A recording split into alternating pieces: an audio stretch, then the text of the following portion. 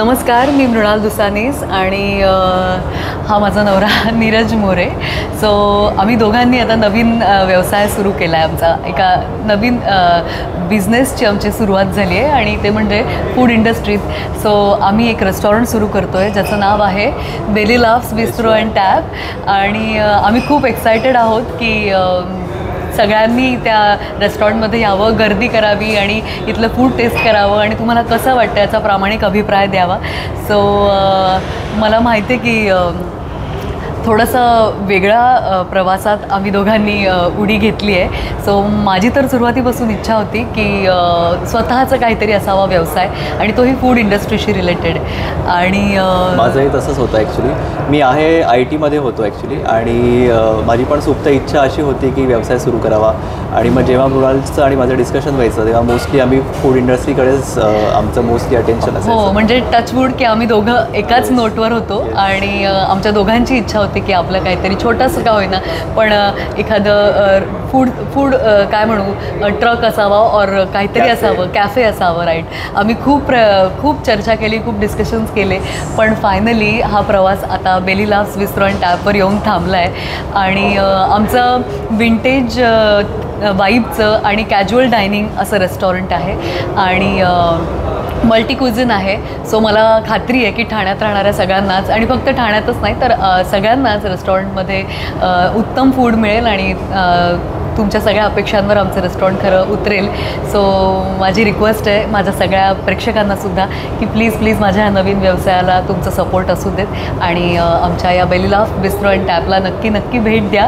हिरानंदानी इस्टेटमध्ये द वॉकमध्ये हे आम्ही ओपन करतो आहे आणि 17 तारखेपासून म्हणजे आजपासूनच आम्ही ते ओपन करतो आहे. सो नक्की या. Thank you so much. Software engineer आता तुम्ही होणार आहात. सो मॅमचं तुम्हाला सपोर्ट कशा प्रकारे आणि कसा टप्प्याटप्प्याने तुम्हाला केला? ओके. मृणालचा सपोर्ट मला नेहमीच होता ॲक्च्युली. काहीतरी स्वतःचं स्टार्ट करावं हे माहिती होतं पण नक्की काय स्टार्ट करावं याचा खूप विचार केला आम्ही दोघांनी मिळून.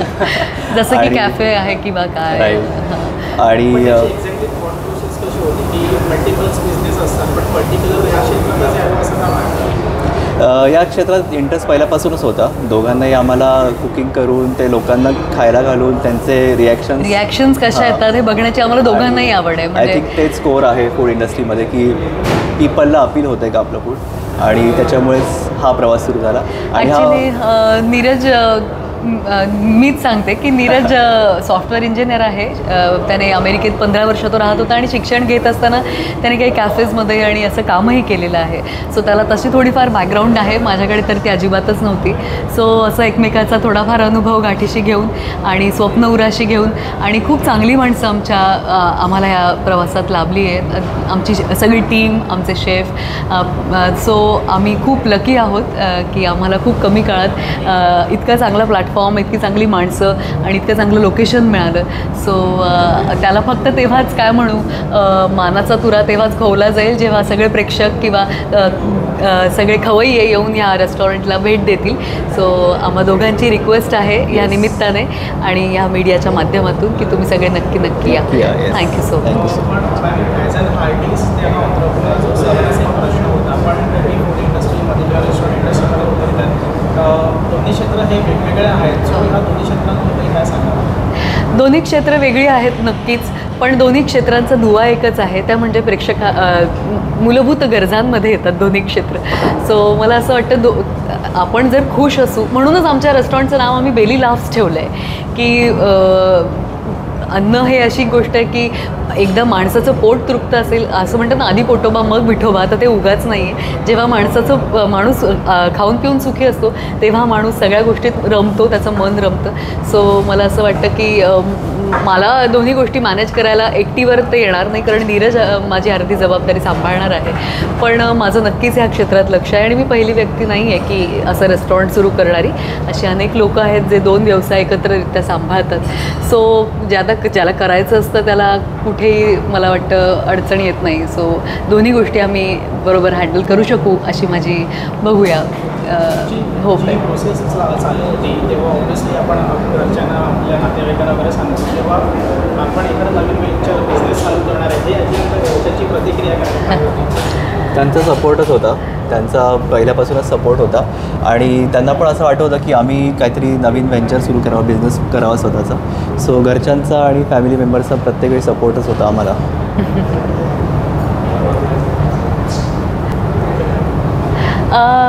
घरच्यांचा सपोर्ट म्हणजे हो, गेली 15 वर्ष तो अमेरिकेत आहे आणि तो सॉफ्टवेअर इंजिनियर आहे आणि तो व्यवस्थित तिथे सेटल होता. सो सगळं सोडून अचानक आम्ही जेव्हा इकडे आलो आणि रेस्टॉरंट सुरू करतो आहे, सो घरचेच नाही तर अवतीभोवतीच्या सगळ्यांनाच धक्का बसला की एवढं सगळं सेट असताना तुम्हाला हे सगळं सुरू करण्याची काय गरज आहे. पण ते कसं आहे की एक इच्छा असते आणि एक स्वप्न असतं, ते आपली पाठ सोडत नसतं, कुठेतरी काहीतरी अपूर्ण असं वाटत राहतं. सो आम्हा दोघांची ती इच्छा आता फायनली पूर्ण होते आहे आणि ते सत्यात उतरलं आहे.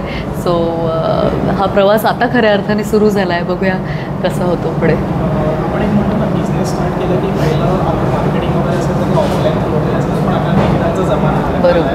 सो तुम्ही डिजिटल थ्रू तुमचं कसं वेंचर पुढे बिझनेस पुढे जसं की आता सगळीकडे पेजेस आहेत, इन्स्टा पेजेस आहेत आणि तसं बेली लाव्सचं पण आमचं एक पेज आहे, Belly Loves _ Bistro Thane, Belly Loves Thane, Belly Loves _ Thane असं आमचं इन्स्टावर पेज आहे. सो आम्ही ते जास्तीत जास्त लोकांपर्यंत पोचवण्याचा प्रयत्न करतो आणि अर्थात तुमच्यासारख्या सगळ्यांची आम्हाला साथ मिळते, मीडियाची सुद्धा. आणि इंस्टाग्राम आहे, फेसबुक आहे, यूट्यूब आहे. आम्ही काही व्हिडिओज करून टाकणार आहोत, पोस्ट त्याच्यावर करून टाकणार आहोत. सो मला असं वाटतं की त्या सगळ्यांनी हवा तेवढा काय म्हणू लोकांपर्यंत ते जाईलच. आणि माउथ पब्लिसिटी ही खूप मोठी गोष्ट असते. एकदा फूड खाल्ल्यावर ते आपोआपच जर आवडलं तर आपोआपच सगळीकडे पसरतं.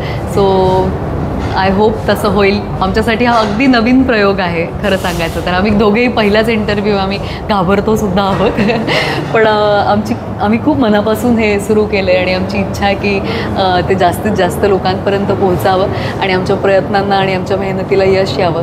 तर बघूया ते कसं होतं आहे. Thank you thank you so much Viraj. Thank you so much.